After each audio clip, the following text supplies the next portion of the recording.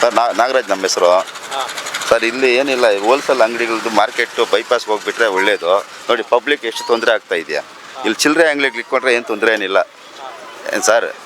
ಇವಾಗ ಕೋಲಾರ ಸಿಟಿಯಲ್ಲಿ ಮಾರ್ಕೆಟ್ ಇಟ್ಕೊಂಡ್ಬಿಟ್ರೆ ಪಬ್ಲಿಕ್ಗೆ ತೊಂದರೆ ಜಾಸ್ತಿ.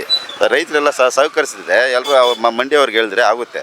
ಪಾಪ ಅವ್ರಿಗೂ ರೈತರೆಲ್ಲನೂ ಬಾಧೆ ಬೀಳ್ತಿದ್ದಾರೆ. ನೋಡಿ ಅಲ್ಲಿ ರೋಡೆಲ್ಲ ಜಾಮ್ ಆಗೋಗಿದೆ.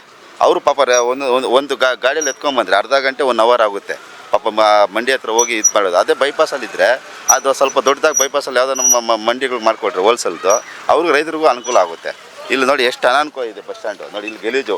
ಮೊನ್ನೆ ಬಂದು ಕಮಿಷನರ್ ಸಾಹೇಬರು ಎಲ್ಲ ಬಂದು ಕ್ಲೀನ್ ಮಾಡಿಸ್ಕೊಟ್ರು. ಅಲ್ಲಿಗೂ ಗಲೀಜಿದೆ ಇಲ್ಲಿ. ಏನು ಹೇಳಿ, ಅಲ್ಲಿಗೂ ಟ್ರಾಫಿಕ್ ಓವರು. ಎಷ್ಟು ಜಾಗ ಮಾಡಿಕೊಟ್ರು ಅಷ್ಟು ಟ್ರಾಫಿಕ್ ಜಾಗ ಜಾಸ್ತಿ ಆಗುತ್ತೆ. ಕಮಿಷನರ್ ಸಾಹೇಬ್ರನ್ನ ಬಂದು ಇದನ್ನೆಲ್ಲ ಮಾಡಿಕೊಟ್ರು. ಅವ್ರು ರೈತ ಮುಖಂಡರು ನಾರಾಯಣಗೌಡರು ಮೊನ್ನೆ ಅವರು ಬಂದಿದ್ರು. ಇಲ್ಲೇನು ಟ್ರಾಫಿಕ್ ಜಾಮ್ ಆಗೋಲ್ಲ, ಇದು 50 ವರ್ಷದಿಂದ ಇದೆ ಇದು ಅಂದರು. 50 ವರ್ಷದಿಂದ ಇರೋದು ಇಲ್ಲಿ ಕೇವಲ 5 ಮಂಡಿನೇ ಇದ್ದಿದ್ದು. KMK ಅವ್ರದ್ದು 1 ಮಂಡಿ, MK ಅವ್ರದ್ದು 1 ಮಂಡಿ, ಆಮೇಲೆ SSA ಅಂತಿದ್ರು ಇವ್ರು 3 ಹಳೆಯವರು. ಆಮೇಲೆ ನಂಜುಂಡಪ್ಪ ಅಂತ ಒಬ್ಬರಿದ್ದರು. ಆಮೇಲೆ SRV ನಾಗರಾಜಣ್ಣ ಅಂತಿದ್ರು. 5 ಮಂಡಿನೇ ಇದ್ದಿದ್ದು. ಆವಾಗ ಚಿಲ್ಲರೆ ವ್ಯಾಪಾರ ಮಾತ್ರನೇ ಮಾಡ್ತಾ ಇದ್ದಿದ್ದು ಇಲ್ಲಿ. ಈ ಯಾವಾಗ KC ವ್ಯಾಲಿ ನೀರು ಬಂತು ರೈತರಿಗೂ ಸಂತೋಷ ಆಯಿತು. ಆವಾಗ ಭೂಮಿಯಲ್ಲಿ ನೀರು ಸ್ವಲ್ಪ ಇದಾಯಿತು. ಆವಾಗ ಬೆಳೆ ಜಾಸ್ತಿ ಆಯಿತು. ಆವಾಗ ಏನು ಮಾಡಬೇಕು ಇವರು ಈ ರೈತ ಮುಖಂಡರುಗಳು?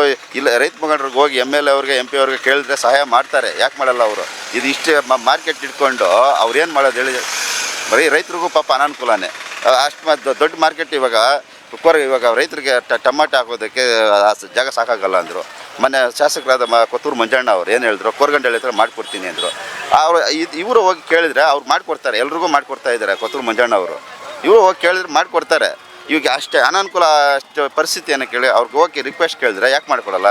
ಮಾಡಿಕೊಡ್ತಾರೆ. ಎಲ್ರಿಗೂ ಮಾಡಿಕೊಡ್ತಾವ್ರೆ, ಇವ್ರಿಗೂ ಮಾಡಿಕೊಡ್ತಾರೆ. ಅದೇ ನಂದು ಫಸ್ಟು ಸಿಟಿಯಲ್ಲಿ ಇರಬಾರ್ದು ಸರ್. ಇದು ಬೈಪಾಸಲ್ಲಿದ್ದರೆ ಎಲ್ರಿಗೂ ರೈತರಿಗೂ ಅನುಕೂಲನೇ. ಪಾಪ ಅವರು ಬೆಳಗ್ಗೆಯಿಂದ 2 ವೀಲರಲ್ಲಿ ಬಂದು ನೋಡಿ ಅವ್ರಿಗೆ ಅನಾನುಕೂಲ. ನೋಡಿ ಎಷ್ಟು ಅನಾನುಕೂಲ ಐತೆ. ಹೆಂಗೆ ಹೋಗ್ಬೇಕಾ, ಅರ್ಧ ಗಂಟೆ ಆಗುತ್ತೆ ಒಂದು ಮೂಟೆ ಅವ್ರ ಮಂಡಿ ಹತ್ರ ಸೇರಿಸ್ಬೇಕು ಅಂದರೆ. ಅವ್ರ ರೈತ ಮುಖಂಡರುಗಳು ಮೊನ್ನೆ ಹೇಳಿದ್ರು 50 ವರ್ಷದಿಂದ ಇದೆ, ಏನು ಜಾಮ್ ಆಗಲ್ಲ ಅಂತ. ಇವಾಗ ಬಂದು ನೋಡಿದ್ರಲ್ಲ ಅವರು, ಇಂಥ ಟೈಮಲ್ಲಿ ಬಂದು ನೋಡಿದ್ರೆ ಪಾಪ ಅವ್ರಿಗೂ ರೈತರ ಕಷ್ಟ ಏನು ಅಂತ ಅರ್ಥ ಆಗುತ್ತೆ. ಆ ಅರ್ಧ ಗಂಟೆ ಒಂದು ಮೂಟೆ ಆ ಮಂಡಿ ಹತ್ರ ಆಗಬೇಕು ಅಂದರೆ ಅರ್ಧ ಗಂಟೆ ಆಗುತ್ತೆ.